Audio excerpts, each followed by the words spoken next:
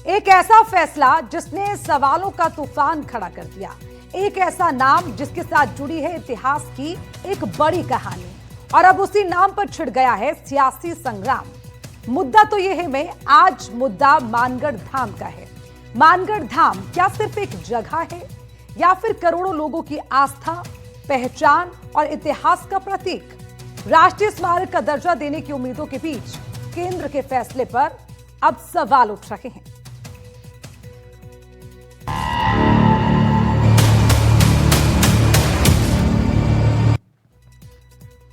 जिस धरती ने आदिवासी इतिहास के एक बड़े बलिदान को संजोया, आज उसी मानगढ़ धाम के सम्मान पर बड़ा सवाल खड़ा हो गया। राष्ट्रीय स्मारक का दर्जा मिलेगा या नहीं, इस फैसले ने राजस्थान से लेकर दिल्ली तक सियासी तापमान बढ़ा दिया है। केंद्र का तर्क है मानगढ़ के आसपास हुए आधुनिक निर्माण राष्ट्रीय स्मारक के मापदंड में बाधा है, लेकिन विपक्ष इसे आदिवासी अस्मिता और इतिहास के सम्मान से जोड़कर सरकार पर हमला बोल रहा है। कांग्रेस, आरएलपी, बीएपी ने मोर्चा खोल दिया, गांव-गांव जाकर मुद्दा उठाने का ऐलान कर दिया। अब सवाल यह है कि क्या मानगढ़ का मुद्दा सिर्फ विरासत का है या वोटों की राजनीति का एक नया मैदान? क्या मानगढ़ को उसका हक मिलेगा? क्या इतिहास के सम्मान पर सियासत भारी पड़ेगी या फिर समाधान की राह निकलेगी? आज की बहस इसी पर है। मानगढ़ का मान, सियासी संग्राम।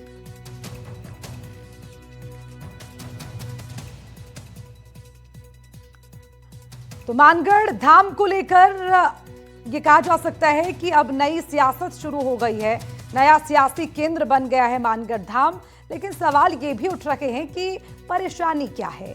केंद्र सरकार ने जो बताया है, आखिर उसको विपक्ष क्यों नहीं मान रखी कि कहीं ना कहीं जो केंद्र सरकार बता रही है कि तमाम चीजें हैं जो इस मापदंड के अंदर नहीं आती, उसको लेकर सवाल क्यों उठ रहे हैं? इसके अलावा यह भी माना जा रहा है कि जो आदिवासी हैं, सरकार उन्हें वोट बैंक की तरह इस्तेमाल करती है। विपक्ष इस बीच में इस बयान को भी लेकर आई है। अब इसको लेकर ये इशारा जरूर मिल रहा है कि यहाँ पर कहीं ना कहीं जो वोटों की सियासत है उस पिच पर भी खेलने की कोशिश विपक्ष की ओर से की जा रही है।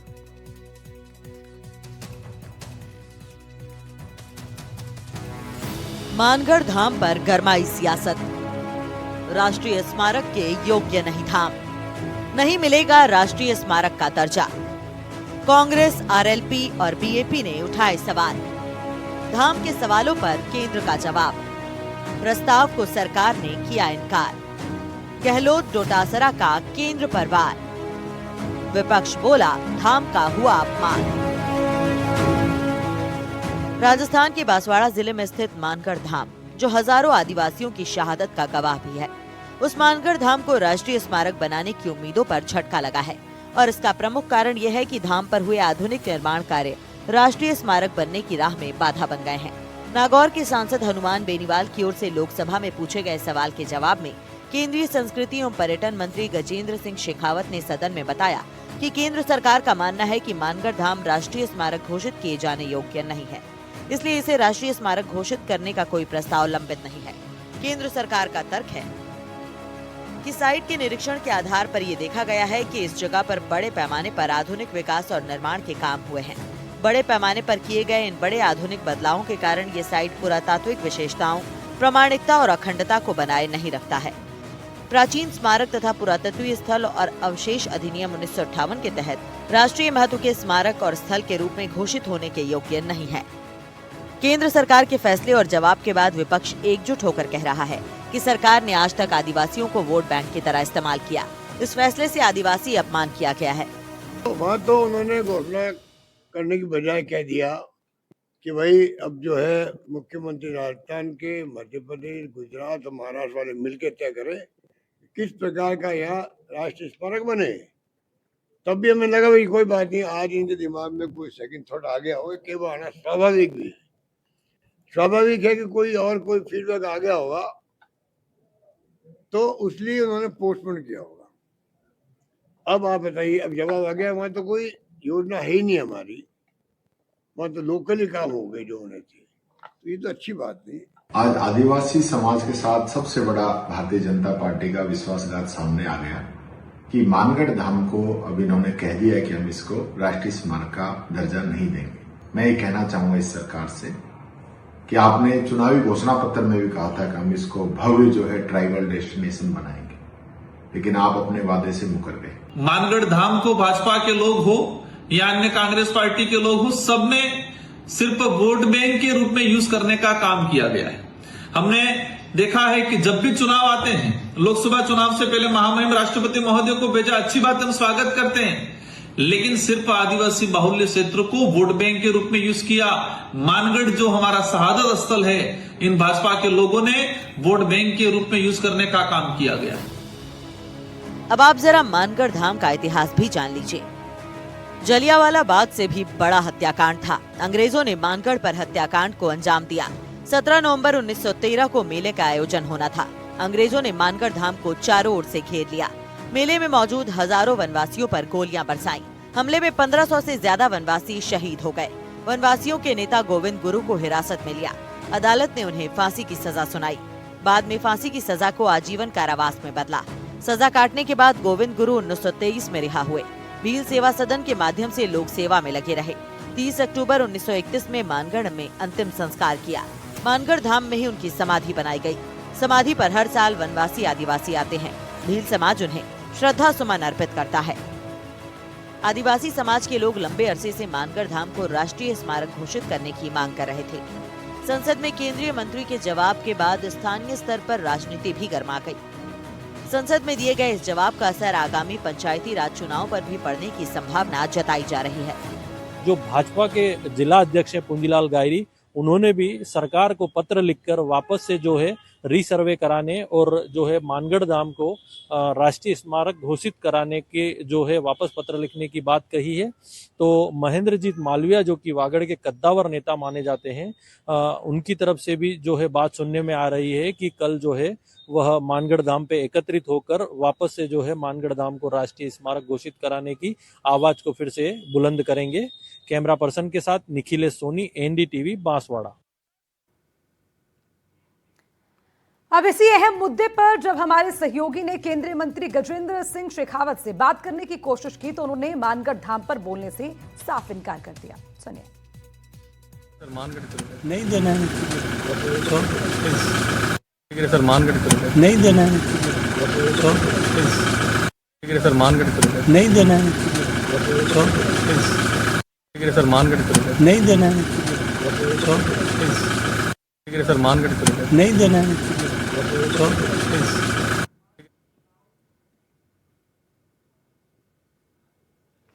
तो अब सवाल यही है कि केंद्र सरकार के फैसले पर जो विपक्ष है अब वो सवाल उठा रहा है। विपक्ष उसको वोट बैंक की राजनीति भी बता रहा है, लेकिन वहीं सबसे बड़ा सवाल ये भी है कि जो केंद्र ने इस पर तर्क दिया है, आखिर विपक्ष उस तर्क पर क्यों सवाल उठा रहा है? क्या वाकई में जो वोट बैंक की राजनीति है वो इसमें आड़े आ रही है, या फिर विपक्ष इससे एक राजनीतिक पिच बनाकर इस पर खेलना चाहती है? ये तमाम सवाल कहीं ना कहीं इस मामले से आज जुड़े हुए, इस मुद्दे से जुड़े हुए हैं और इसीलिए इस पर चर्चा करना जरूरी है। और इसी पर चर्चा करने के लिए खास पैनल हमारे साथ जुड़ा हुआ है डॉक्टर रतन बिश्नोई, इतिहासकार हमारे साथ हैं। बहुत बहुत स्वागत है रतन जी आपका। एसपी मित्तल, राजनीतिक विश्लेषक हमारे साथ हैं। एसपी मित्तल जी आपका भी स्वागत। और मूलचंद पेशवानी, वरिष्ठ पत्रकार हमारे साथ जुड़े हुए हैं, मैं आपका भी स्वागत करती हूं। और सबसे पहले रतन बिश्नोई जी, मैं आपके पास आना चाहूंगी, वो इसलिए क्योंकि केंद्र सरकार ने जो कहा है वो मैं 2 लाइनों में पढ़कर सुनाऊंगी और फिर आपसे इस पर जवाब भी लूंगी। केंद्र सरकार का फैसला है मानगढ़ धाम को राष्ट्रीय स्मारक का दर्जा देने पर। उन्होंने कहा है कि इसमें जो वजह है वो ये कि जो मानगढ़ क्षेत्र में हुई आधुनिक निर्माण और मौजूदा बदलाव राष्ट्रीय स्मारक घोषित करने के तय मानकों के अनुरूप नहीं है। यानी कि केंद्र का तर्क ये है कि किसी ऐतिहासिक स्थल को राष्ट्रीय महत्व का दर्जा देने के लिए उसकी मूल संरचना, ऐतिहासिक स्वरूप और संरक्षण की स्थिति बेहद जरूरी होती है। रतन बिश्नोई जी, आप अगर इस बात से सहमत हैं तो इस पर मुझे जवाब दीजिए, और इसके साथ जवाब ये भी कि फिर विपक्ष क्यों सवाल उठा रहा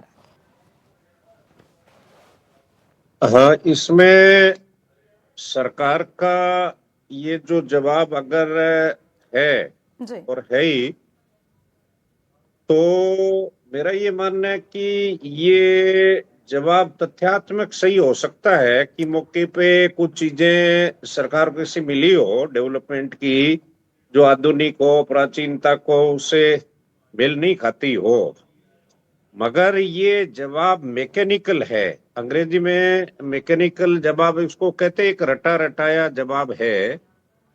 तो मेरा ये मानना है कि अगर मौके पे कुछ प्लस माइनस है भी, उसको इग्नोर करके इस महान पवित्र स्थल, शहीद स्थल, प्रसिद्ध स्थल, संत महात्माओं का स्थल, हमारे आदिवासी भाइयों के बलिदान के स्थल को राष्ट्रीय स्मारक घोषित करना चाहिए, मेरा व्यक्तिगत ये मानना है।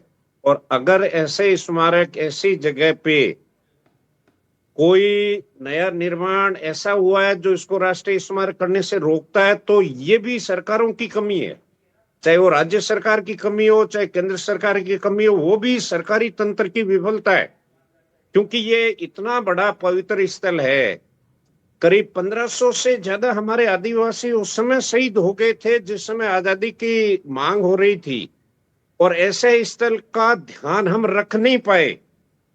हमारी सरकार, चाहे भारत सरकार की सरकार हो, चाहे राजस्थान सरकार हो, तो ये हमारे लिए दुखद विषय है। तो व्यक्तिगत मैं मानता हूं कि ऐसे स्थल को, चाहे वो कैसा भी है, उसको अपना राष्ट्रीय अंतर्राष्ट्रीय संरक्षण मान्यता मिलनी चाहिए, उसमें भव्य और दिव्य स्मारक होना चाहिए। ठीक है, बिल्कुल सही बात है रतन बिश्नोई जी आपकी। आपने ये कहा है कि रटाया जवाब केंद्र सरकार ने दिया, और आपने ये भी कहा कि अगर इसमें कुछ दो चार है भी तो उसको आप ठीक कर लीजिए।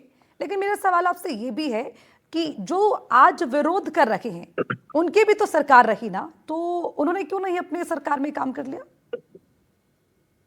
देखिए, आपका बहुत लेजिटिमेट क्वेश्चन है। ये क्या होता है कि दुखद विषय, सरकार जिनकी नहीं भी रही है उनकी भी आज जिनकी सरकार नहीं है उनकी भी सरकार थी। यस। और जो जिनकी आज सरकार है वो सरकार तो अभी आई है। इससे पहले को जो लोगों की सरकार थी वो 60 साल 63 साल सरकार रही है। तो ये मानना है, ये कहना सही है कि सरकार ने इसको ढंग से देखा ही नहीं। जो किसकी भी सरकार रही, केवल वोट बैंक की राजनीति को देखा। बस ठीक है, यानी कि वोट बैंक की राजनीति की बो इससे आती है, ये आप कह रहे हैं। एसपी मित्तल जी, आप इत्तेफाक रखते हैं इस बात से? देखिए अर्चना, ये जो पूरा मुद्दा ये आ रहा है, ये इसीलिए आ रहा है कि क्या नाम से लोकसभा में जिस तरीके से केंद्रीय कला संस्कृति पर्यटन मंत्री ने जो जवाब दिया गजेंद्र सिंह शेखावत ने, पहली बात तो मैं इस पे आपत्ति करता हूँ कि उनकी जो भाषा है, जवाब की जो भाषा है सवाल की, वही मुझे क्या नाम से अच्छी नहीं लग रही। इतने बड़े क्या नाम से स्मारक में जिसमें 1500 लोग आदिवासी शहीद हुए हों, वहां यदि ये कहा जाए कि ये योग्य नहीं है, इसकी प्रामाणिकता नहीं है, इसका ये नहीं है, मुझे लगता है कि ये भाषा उचित नहीं है। ये क्या नाम से उस स्मारक का अपमान भी क्या नाम से कहा जा सकता है। अभी आपने अपनी रिपोर्ट में ये कहा कि आरएलपी और बीएपी मिलकर क्या नाम से कोई मूवमेंट करेंगे, तो स्वाभाविक है कि ये जो मूवमेंट करने का जो मौका दिया वो भारतीय जनता पार्टी ने दिया। जिस तरीके से लोकसभा में इसका जवाब दिया जाना चाहिए था, मुझे लगता है उस दृष्टि से इसका जवाब नहीं दिया गया। मैं आपके दर्शकों को अर्चना इसमें एक महत्वपूर्ण बात बताना चाहता हूँ कि नवंबर 2022 में इस स्मारक पर प्रधानमंत्री नरेंद्र मोदी भी आए थे। तब भी ये बात उठी थी, और तब उन्होंने ये बात कही थी कि ये चूंकि इलाका जो है पूरा आदिवासी इलाका, ये राजस्थान, मध्य प्रदेश, गुजरात और महाराष्ट्र से जुड़ा हुआ है, और इन चारों राज्यों के आदिवासियों की यहाँ बड़ी गहरी आस्था है। वो आते भी यहाँ क्या नाम से रहते हैं। इसलिए इन चारों राज्यों के मुख्यमंत्री मिलकर एक कार्य योजना बनाए, और वो योजना सरकार, केंद्र सरकार को भेजी जाए। उस पर क्या नाम से फिर दोनों राज्य सरकारें मिलकर और केंद्र सरकार मिलकर क्रियान्वित करेंगे। ये घोषणा प्रधानमंत्री जी ने 2022 में की। आज 4 साल बाद भी इस योजना पे इम्प्लीमेंट नहीं हुआ। सवाल ये उठता है कि आप लोकसभा में कुछ भी जवाब दे, लेकिन जो प्रधानमंत्री जी ने 4 साल पहले जो बात कही थी उस पर अमल क्यों नहीं हुआ। अब और ये बात इसलिए भी मायने रखती है कि इस समय, मौजूदा समय में चारों राज्यों में भारतीय जनता पार्टी की सरकार है, केंद्र में भारतीय जनता पार्टी की सरकार है। जब भारतीय जनता पार्टी के नेता बार बार ये कहते हैं कि हम आदिवासियों के लिए क्या नाम से बहुत मदद करना चाहते हैं, और वनवासी क्षेत्रों में काम भी क्या नाम से भारतीय जनता पार्टी कर रही है, और मतलब बहुत सारी तमाम बातें जो ये दिखाती है कि भारतीय जनता पार्टी आदिवासियों के साथ खड़ी है, तो सवाल उठता है कि जब प्रधानमंत्री ने जो घोषणा करी उसके मुताबिक अभी तक भी मानगढ़ धाम के लिए विकास की कार्य योजना तैयार क्यों नहीं की गई है। ठीक है। मूलचंद पेशवानी जी, सवाल आपसे भी है। बिल्कुल विपक्ष ये कह रहा है कि सरकार ने इसको अपने मैनिफेस्टो में रखा था लेकिन इसको धरातल पर उतारा नहीं, और वहीं विपक्ष ये भी कह रहा है कि आदिवासी का इस्तेमाल सिर्फ आप वोट बैंक के लिए करते हैं। लेकिन क्या ये बात सिर्फ जो सत्ता पक्ष में है उस पर बैठती है या सभी राजनीतिक दल पर सटीक बैठती है? अर्चना, बिल्कुल ठीक बात है। मित्तल साहब ने जो बात कही मैं उसी को आगे बढ़ाता हूँ कि प्रधानमंत्री नरेंद्र मोदी 2022 में जब मानगढ़ आए थे तब उन्होंने इस स्मारक की घोषणा की थी। इस घोषणा से पहले राष्ट्रीय स्मारक प्राधिकरण ने अपनी पॉजिटिव रिपोर्ट केंद्र सरकार को पेश की थी। उसी के आधार पर नरेंद्र मोदी ने यह घोषणा की। उन दिनों चुनावी दौर था। निश्चित रूप से वोट बैंक की राजनीति के आधार पर ही 4 राज्यों में भाजपा को इसका लाभ मिलेगा, इसी आधार पर प्रधानमंत्री नरेंद्र मोदी ने यह घोषणा की और उसका उत्साह भी देखा गया। आदिवासी अंचल में लोगों को लगा कि राजस्थान का जलियांवाला बाग अब राष्ट्रीय स्मारक बनेगा। उस समय राजस्थान के मुख्यमंत्री अशोक गहलोत और गुजरात के मुख्यमंत्री भी उस समारोह में मौजूद थे। उन लोगों ने स्वागत किया था। अब केंद्रीय संस्कृति मंत्री का जो बयान सांसद हनुमान बेनीवाल के सवाल पे आया है, निश्चित रूप से राजस्थान का अपमान है, आदिवासी अंचल का अपमान है और राजस्थान का जलियांवाला बाग जो कहा जाता है उस पे आधुनिक निर्माण को लेकर जो बात कही है, यहाँ बड़ी बात है कि इतिहास पत्थरों से थोड़े होता है, बलिदानों से लिखा जाता है और वहां पे 1500 आदिवासी लोगों का बलिदान हो चुका है। मानगढ़ की ये मिट्टी शहीदों का रक्त दिखाती है। वहां निर्माण सामग्री का कोई वजूद नहीं और जो निर्माण हुआ है किसी सरकार के कार्यकाल में हुआ है और कानून का उद्देश्य इतिहास का सम्मान रोकना नहीं होता है, उस सम्मान को आगे बढ़ाना है। अगर केंद्र सरकार के समक्ष कोई बाधा है तो कोई भी संसद में नया कानून बनाया जा सकता है और निश्चित रूप से यह वोट बैंक प्रभावित करेगा और आने वाले समय में विपक्ष इसको बहुत बड़ा मुद्दा बनाएगा। आरएलपी ने घोषणा की है, बीएपी पार्टी घोषणा कर चुकी है और कांग्रेस भी इस बारे में फ्रंट फुट पे खेलेगी। तो आने वाले चुनावों में निश्चित रूप से वोट बैंक की राजनीति प्रभावित होगी। हाँ, बिल्कुल बिल्कुल, वो हर विपक्ष के बयान से भी झलकता है। और अब केंद्र सरकार ने जो फैसला दिया है उसके पीछे की मंशा उन्होंने जो रखी है, लेकिन उस बात से ना तो विपक्ष इत्तेफाक रखता है, अब आम जनमानस इसको किस नजरिए से, किस चश्मे से देख रहा है, ये भी महत्वपूर्ण है। रतन बिश्नोई जी, मेरा एक सवाल आपसे भी है कि मानगढ़ को अगर हम मानगढ़ की बात कर रहे हैं, क्या ऐसा कोई उदाहरण है या फिर आपके भी जहन में हो कि जहां पर निर्माण के बावजूद किसी स्थल का राष्ट्रीय स्मारक घोषित किया जाना हुआ हो, ऐसा कोई उदाहरण अपने पास? अर्चना जी, तकनीकी रूप से 1959 में संसद का बनाया हुआ एक कानून है और उसके तहत ऐतिहासिक पुरातत्व महत्व के स्थलों को राष्ट्रीय जो है संपत्ति या मॉन्यूमेंट घोषित करने का प्रावधान है। तकनीकी रूप से कुछ चीजें हो सकती है। देखिए, इसमें न तो मंत्री मौके पे रिपोर्ट करता है, न प्रधानमंत्री करते हैं, न मुख्यमंत्री करते हैं, अधिकारी लोग करते हैं और अधिकारी लोग रूटीन में देख लेते हैं कि ये क्राइटेरिया बीट आउट नहीं होते हैं, तो हो सकता है कि कोई पॉइंट ऐसा मिसिंग हो गया हो। दूसरा, इसका एक और तकनीकी रीजन है, यूनेस्को की गाइडलाइन होती है ये, मेरी बात सुनिए, अंतरराष्ट्रीय स्तर पर यूएनओ पूरे देशों के लिए गाइडलाइन तैयार करता है, तो उसमें कुछ अंतरराष्ट्रीय मानकों को भी ध्यान में रखना पड़ता है।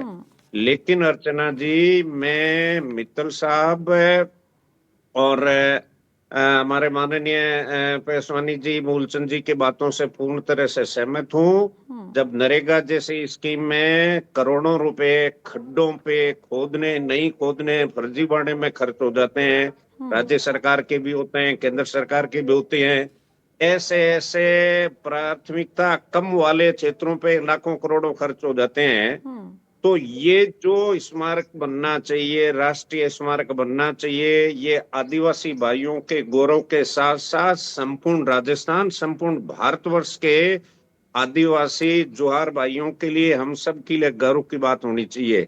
मैं केवल इस मानगढ़ धाम के साथ एक और उदाहरण देना चाहता हूं कि जोधपुर में करीब 300 साल पहले खेजड़ली में एक समुदाय के लोगों ने, विष्णुई समुदाय के लोगों ने, 363 लोगों ने खेजड़ी के लिए बलिदान दे दिया। वहां कोई नाम लेने वाला नहीं है, चाहे कांग्रेस हो चाहे बीजेपी हो, क्योंकि हो सकता है कि आदिवासी भाइयों की तुलना में विष्णुइयों का वोट थोड़ा कम है और पॉलिटिकल प्रेशर भी नहीं है। तो ऐसे कई उदाहरण है, न कांग्रेस पाक साफ है न बीजेपी पाक साफ है। मैं तो खुला खुला ये कहने वाला हूं, इसको राजनीतिक से ज्यादा हम राष्ट्रीय महत्व का और सांस्कृतिक महत्व का मुद्दा बनाएं, उसमें हर जाति हर पार्टी उसमें योगदान करे कि ऐसे ये बहुत अच्छी बात आपने कही है, क्योंकि देखिए जो ऐसी चीजें हैं जो हमारे इतिहास से जुड़ी है, सम्मान से जुड़ी है और किसी की आस्था से जुड़ी हुई है, तो निश्चित तौर पर उसको राजनीति से परे देखना चाहिए। लेकिन अब जिस तरह से सारी पार्टियां एक्टिव हो गई, बयान देने शुरू कर दिए और खुद ही अपने बयानों में वोट बैंक का जिक्र भी कर लिया, तो इससे हम कैसे किनारा करें कि इससे राजनीति की बू नहीं आती। मैं एसपी मित्तल जी, मैं आपसे भी जानना चाहूंगी, क्योंकि सवाल यही है कि आदिवासी वोट बैंक को साधने की होड़ इस विवाद को और बढ़ा रही है। क्या आपको ऐसा लगता है कि केंद्र के फैसले का राजस्थान की राजनीति पर कितना जो असर है वो अब पड़ सकता है, क्योंकि हर कोई आदिवासी पर फोकस्ड है और जैसे विपक्ष ने भी कहा कि सत्ता पक्ष सिर्फ अपने वोट के लिए उनका इस्तेमाल करते हैं, उनको फायदा देने के लिए नहीं। अर्चना जी, आपने देखिए बिल्कुल सही सवाल किया है। हम देखते हैं कि डूंगरपुर, बांसवाड़ा जो राजस्थान के इलाके, जो आदिवासी इलाके हैं, उनमें भारत आदिवासी पार्टी का बहुत अच्छा प्रभाव है। अभी भी क्या नाम से वहाँ उनका एक सांसद है, वहाँ उनके 4 विधायक हैं, उनका बड़ा अच्छा प्रभाव है। तो यदि मान लो सरकार की, केंद्र सरकार की ओर से, भारतीय जनता पार्टी की ओर से यदि ऐसी कोई बात आई है जो कि आदिवासियों के खिलाफ या उनकी भावनाओं को हाथ पहुंचाने वाली है, तो स्वाभाविक है कि अभी तक क्या नाम से राजस्थान में पंचायती राज चुनाव और शहरी निकाय के चुनाव होने जा रहे हैं। बड़ा चुनाव है अपने आप में ये। जब ये चुनाव होने जा रहे हैं तो स्वाभाविक है कि राजनीति इस पे होगी। इसलिए राजकुमार रोत ने कहा भी है कि क्या नाम से हम इसे मुद्दा बनाएंगे। अब यदि क्या नाम से आरएलपी, जो हनुमान बेनीवाल की पार्टी है, आरएलपी और बीएपी जो राजकुमार रोत की जो पार्टी है, यदि ये मिलकर वहां पे इस मुद्दे को उठाएंगे तो स्वाभाविक रूप से मेरा ऐसा मानना है कि पंचायत राज चुनाव और शहरी निकाय के चुनाव के अंदर भारतीय जनता पार्टी को नुकसान होगा। और एक बड़ी अजीब सी बात है कि ये पिछले 3-4 दिन से ये मीडिया में मामला चला रहा है, लेकिन अभी तक भी भारतीय। ठीक है, यहाँ पर माफी के साथ आपको रोकना चाहूंगी, समय की कमी के चलते। बहुत बहुत शुक्रिया आप सभी का इस चर्चा में शामिल होने के लिए।